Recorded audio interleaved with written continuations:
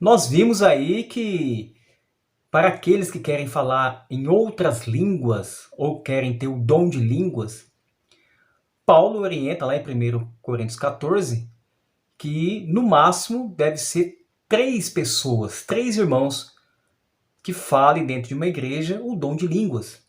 E isso um de cada vez. E que tenha intérprete. Mas além desses 3 princípios que nós vimos aí no vídeo anterior, tem que haver também a necessidade. Então, nós vimos aí nessa sequência aí, muito interessante, que língua estranha, ela não consta no original grego. Então, às vezes uma língua é estranha para mim, porque eu não conheço, né? Então, meus queridos, meus amigos, meus irmãos, é língua estrangeira, né? Nós vimos aí nos vídeos aí. E tem que seguir esses requisitos, né? Tem que ser no máximo 3 pessoas, uma de cada vez, não pode estar falando junto, e que haja intérprete para interpretar essas línguas. E que haja a necessidade, né? Como a gente deu vários exemplos, né? Se você está numa igreja, que você tem uma língua e você fala a língua portuguesa e todos que estão assistindo o culto entendem o português, pergunto, qual a necessidade de falar uma língua estrangeira ou uma língua estranha? Mas aí você pergunta, mas Éder, e quando Paulo ele fala que a língua é a língua estranha, é a língua dos anjos? Então nós vamos analisar essa questão de que Paulo fala, que está lá em 1 Coríntios capítulo 13. Então hoje nós vamos analisar 1 Coríntios capítulo 13, que vai falar da língua dos anjos, e vamos entender o que Paulo estava querendo dizer com aquilo. Por quê, queridos? Porque a língua estranha que nós presenciamos hoje no mundo pentecostal, ela foi estudada e analisada por pessoas que estudam linguística e não foi achado nenhuma interpretação dessas línguas em todas as línguas faladas no planeta Terra. Será que é a língua dos anjos, então? E é isso que nós vamos analisar no vídeo de hoje.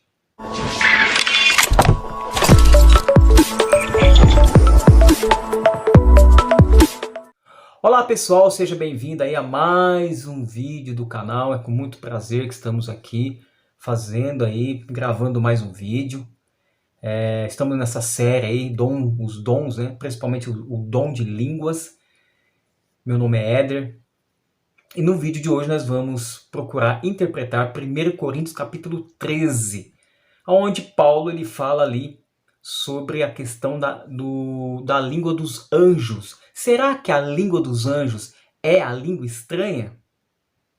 Ou a língua estranha é a língua dos anjos? Vamos para o texto. Ainda que eu fale a língua dos homens e dos anjos, se não tiver amor, serei como bronze que soa ou como um símbolo que retine. Verso 2. Ainda que eu tenha o dom de profetizar e conheça todos os mistérios e toda a ciência, ainda que eu tenha tamanha fé a ponto de transportar montes, se não tiver amor, nada serei. Verso 3. E ainda que eu distribua todos os meus bens entre os pobres, ainda que entregue o meu próprio corpo para ser queimado, se não tiver amor, nada disso me aproveitará. Muito bem. Vamos analisar aqui alguns pontos importantes. O primeiro aqui está no contexto, né? Aqui Paulo está dando continuidade do 1 Coríntios 12, quando ele vem falar ali dos dons, de vários dons. E aí depois Paulo, um verso antes ali, né? no verso 1, Paulo fala que, olha, eu passo a mostrar-vos ainda um caminho sobremodo excelente, né? Então, Paulo agora ele vai entrar na questão do amor, o amor ágape, né? A gente não vai entrar nessa questão hoje, na questão deste amor, que é um amor genuíno, é um amor altruísta, um amor de Deus, né? Para com as pessoas. Essa não é a questão. Mas o que nós vamos analisar aqui é onde Paulo cita, né? Depois de ele citar os dons, ele cita a questão aqui da questão da língua dos anjos. É essa questão que eu quero ver com vocês hoje, tá bom? Então, Paulo ele enumerou aqui e definiu o papel dos dons do Espírito na igreja. Em 1 Coríntios 12, neste capítulo, ele mostra que possuir dons e qualidades adicionais não torna alguém um cristão se ele não tiver o dom supremo do amor. Veja que Paulo, então, ele havia um problema na igreja. Nós vimos aí em todos os vídeos dessa série, mas eu preciso repetir. Havia um problema. É por isso que Paulo escreveu a carta aos Coríntios, uma igreja que estava em Corinto, na antiga Grécia. Certo? Então, Paulo escreve e começa ali a admoestá-lo, ensiná-lo. Fala, olha, os dons são diversos, o Espírito é o mesmo. A gente já tivemos bastante explicações a esse respeito. E agora ele vem no contexto aqui no capítulo 3, falando que o dom do amor é o maior dom. Que é o maior dom. Tudo devemos fazer com amor, e com esse amor. Né? E aí ele vem relatando o amor. Mas aí ele começa em 1 Coríntios capítulo 13, ele começa dizendo assim, ainda que eu fale a língua dos homens e dos anjos. Bom, aí nós precisamos analisar aqui algumas palavras. Por exemplo, quando ele fala ainda que, e ele repete várias vezes, né? No capítulo 3, verso 1, 2 e 3, ele vai, ainda que, né, fale a língua. No verso 2 ele fala, ainda que eu tenha o dom de profetizar. Depois ele fala, ainda que tenho tamanha fé. Ainda que distribua todos os meus bens aos pobres. Né? Veja, então essa palavra, essa expressão, ainda que, o apóstolo Paulo aqui, ele está trabalhando com uma hipótese. E dá para a gente entender muito bem que é uma hipótese que ele tá trabalhando. Por quê? Porque ainda que eu fale a língua dos homens, né? Língua dos homens pode ser uma referência ao poder de expressão dos oradores mais qualificados e talentosos, ou aos muitos idiomas usados pelas nações da terra. Então, ainda que eu falo todas as línguas do mundo inteiro, de todas as nações, ainda que, ou seja, é uma hipótese, né? E dos anjos, ainda que eu fale a língua dos anjos, né? Eu vou voltar a analisar um pouco a língua dos anjos, mas vamos continuar. Ainda que eu tenha dom de profetizar, é outra hipótese. E conheço imagina, todos os mistérios, toda a ciência. Quem que conhece toda a ciência, todo o mistério? Por isso que é uma hipótese, ainda que. E aí ele continua. Ainda que eu tenha tamanha fé a ponto de transportar montes. Quem que tem essa fé? Veja que é uma hipótese. Então, Paulo lhe leva aos Coríntios a raciocinar. Olha, ainda que eu faça isso, ainda que eu fale isso, ainda que eu tenha tamanha fé de transportar montes, ainda que entregue o meu próprio corpo para ser queimado, se não tiver amor, nada disso me aproveitará. Vocês percebem que o ainda que é uma hipótese? Porque imagina, você transportar montes, você queimar seu próprio corpo. É que ele está fazendo aqui uma linguagem para que os coríntios entendam, né? Que ainda que eu faça tantas coisas, se não tiver amor, nada me vale. E isso aí a gente consegue compreender quando ele fala, ainda que eu fale a língua dos homens e dos anjos. Ainda que eu falasse a língua dos anjos. Não que nós vamos falar a língua dos anjos, mas ainda que eu falasse a língua dos anjos. Entendeu aqui? Então ele usa aqui uma hipótese, ainda que. Certo? Outro detalhe. Quando ele fala aqui também da questão, ainda que eu fale a língua dos anjos, se nós formos analisar dentro do contexto, e o contexto hoje é a língua dos anjos, né, que a gente está colocando alguns pontos para a gente compreender melhor o texto bíblico. Mas se você pegar, por exemplo, Gênesis 16, 7, 9, você vai encontrar ali um anjo falando com Agar. Se você for para Gênesis 19, você vai encontrar um anjo ali falando com Ló.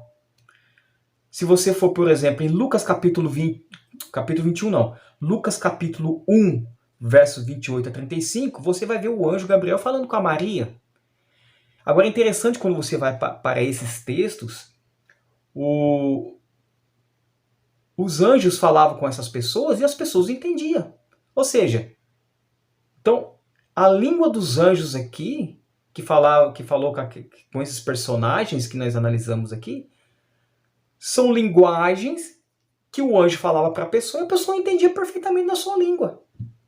Tanto é que o anjo falou com Maria, Maria começou a dialogar com o anjo. Ló também. Agar, mesma coisa. Você veja que é simples quando você respeita o princípio da interpretação bíblica. Então, quando fala a língua dos anjos, o que está sendo usado aqui, na verdade, irmãos, meus queridos, é uma hipérbole. O que é uma hipérbole? É um exagero. Então, Paulo aqui, ele usa duas coisas aqui nesse texto. Ele usa a hipótese, né? Ainda que eu fizesse isso, ainda que eu transportasse monte, ainda que eu queimasse meu corpo. É uma hipótese. E ele usa também uma hipérbole, que é um exagero. Ainda que eu falasse a língua dos anjos. Oh, rapaz. Ainda que eu falasse a língua dos anjos. Se não tiver amor, serei como o quê? Como um bronze que soa, como um símbolo que retine.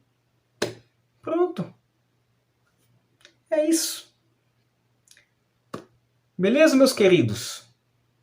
Então, língua dos anjos, Paulo, quando está falando, ainda que fala a língua dos anjos, ele está usando uma hipérbole, um exagero. E a Bíblia usa muito isso para quando a Bíblia quer enfatizar alguma coisa, quer chamar a atenção, então ele usa um exagero, ele usa uma hipérbole. Espero que tenha ficado claro. Então, volto a dizer, língua estranha não consta no original. Não consta. Almeida Revista e Corrigida, essa versão, ela vai trazer para você língua estranha. Mas essa língua estranha, ela pode ser interpretada como língua estrangeira, outro idioma. Estranha para você porque você não entende a língua. Ou seja, uma pessoa vem falar uma língua, vem falar com você em japonês, aquela língua para você é uma língua estranha, porque você não compreende. Você não entende. Ele vai estar falando ali e você não vai compreender nada, a não ser que tenha uma pessoa que interprete para o português para você entender o que ele está falando. Queridos, para nós fecharmos aqui.